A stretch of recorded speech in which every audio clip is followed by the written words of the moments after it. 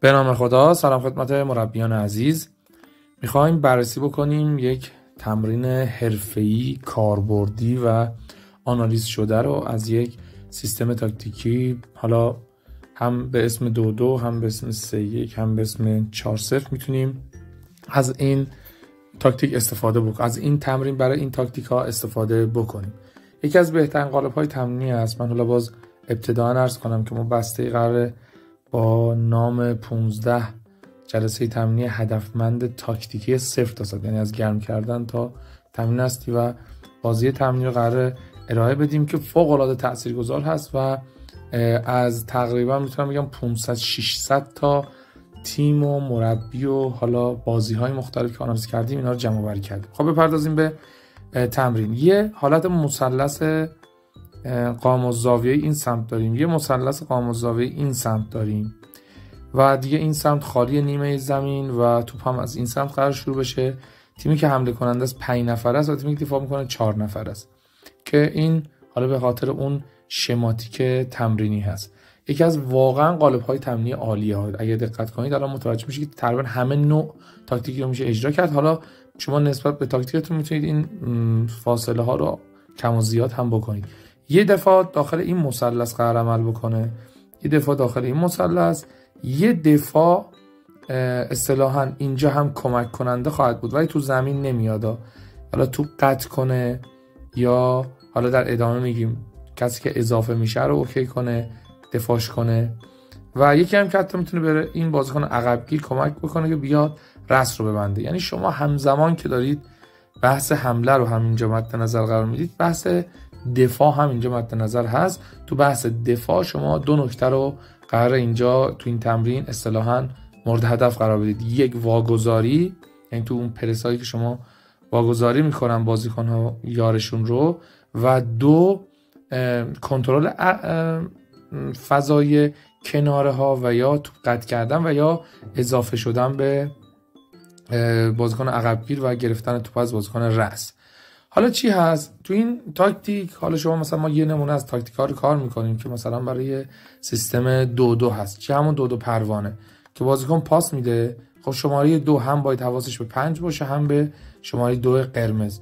بازیکن پاسش رو میده این سمت و مثلا میخواد جابجا بشه، حالا میزنه وسط یا حالا به هر ترتیب دیگه ای این بازیکن جاش رو پر میکنه و این بازیکن 2 در نهایت باید برگرده تو این مثلثه، حالا یا تا اینجا یا تو اینجا باید داخل این مثلثه برگرده. سعی کنه زیاد داخل نباشه، همون تو ذیل ها کار کنه. البته بستگی باز به تاکتیک شما داره و این بازیکن به همین شکل اینا ارائه میده. حالا بازیکن بعدی میاد میتونه بهش پاس بده و بازیکن جابجاییش رو انجام میده به این شکل و به هر ترتیب این بازیکن رأس هم هی داره جابجا میشه و این بازیکن شماره 7 داره به قول معروف ساپورت میکنه از لحاظ خط پاس که نذاره پاس به بازیکن رأس برسه. حالا شیوه حمله، حالا این مثلا یه نمونهش بود. مثلا یه نمونه دیگه داریم که مثلا بازیکن پاس میده به این شکل و حرکت میکنه، این بازیکن میزنه داخل و باز نهایتا برمیگرده به اینجا. یعنی نهایتا باید هر چرخشی میزنید داخل این مثلث برگردید. این مثلث هم بحثش اینه که خب شما تو کناره ها یه فضای وسط خیلی خوبی بتونید ایجاد بکنید و این دو تا بازیکن هم باید هر دو تا رو پرس بکنن و این دو تا بازیکن آبی هر لحظه توپ گرفتن میتونن ضد حمله کنن و شوت بزنن به سمت دروازه. اما شکل حمله به چه شکل خواهد بود که خیلی طراحی حمله مهم هست. حالا هر شکل دیگه ای که شما اجرا کردید میتونید اجرا کنید. شکل حمله اینه که توپ برسه به بازیکن رأس. حالا بازیکن رأس هم تا اینجا میتونه بیاد جلو، تا هر جا میتونه بیاد جلو، مثلا بیاد اینجا. حالا مثلا بعد اینا سیگنال دهی و بحث‌های این که ارتباط کلامی حتما باید باشه که مثلا اینجا توپ پاس دادم به این بازیکن به این شکل، این بازیکن بکشه اینجا به این شکل و بعد رها کنه، این بازیکن اینجا بده به این. هر گروهی که پاس داد دقت کنید، حالا بستگی به تاکتیک شما داره، یا خودشون اضافه میشن اینا دیگه ثابت، یا اینا اضافه میشن. یعنی الان پاس داده اینجا ما گفتیم این ور اضافه بشه، همین که تو به بازیکن رأس رسید این دوتا اضافه بشن. خب بازیکن اول پرس، این بازیکن هم که با این بازیکن هست و مثلا چرخش انجام بشه، پاس داده بشه و ضربه به سمت دروازه. ببینید چی شد دیگه. یعنی بس ما الان اول قرار گذاشتیم که هر گروهی به سمت رأس پاس داد گروه مخالفش باید بیاد داخل. حالا بعدش میتونیم بگیم گروه موافق همون گروهی که پاس داده خودش بیاد تو و بعد میتونیم بگیم هر دو بیان مثلا، یا حالا با شیوه های مختلفی که به تاکتیک شما ربط داره. یه قالب تمرینیه که خیلی راحت میشه ازش کار کشید و بعد ما حتی میتونیم اینا رو بزرگتر بکنیم، این زاویه ها رو دقت کنید به این شکل زاویه ها رو بزرگتر بکنیم. حالا میتونیم از دفاع برای واگذاری استفاده بکنیم.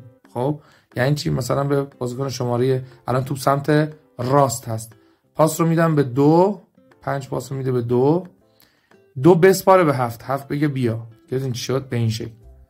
خب حالا اینا پاس رو برگردونم به این گروه، 7 بگه من میام تو 4، حواست باشه به این شکل پاسکاری انجام میشه.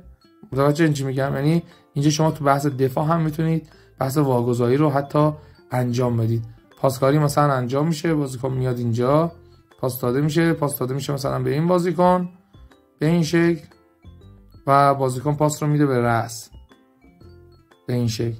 پاس که داد به رأس گفته بودیم که دوتا بازیکن مثلا جلو فلنکی که جلوتر از این دوتا اضافه بشن.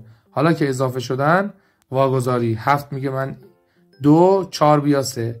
این ارتباط گرایی سیگنال دهی دفاعی رو شما میتونید درست بکنید و بازی با رأس هم که اینجا داریم، اینجا همش ختم میشه به رأس. حالا شما میتونید 2 تا رأس بذارید، حتی بعدن حتی شما میتونید مثلا 3 تا رأس بذارید، حتی در این حد و میتونید به شیوه های مختلف این کار رو انجام بدید و ازش نتیجه گیری بکنید. یک تمرین فوق العاده است و به نظرم حتما بیاید تو کار و میخواید خیلی بیشتر بدونید. انشالله منتظر بسته 15 جلسه تمرین هدفمند تاکتیکی 0 تا 100 باشید.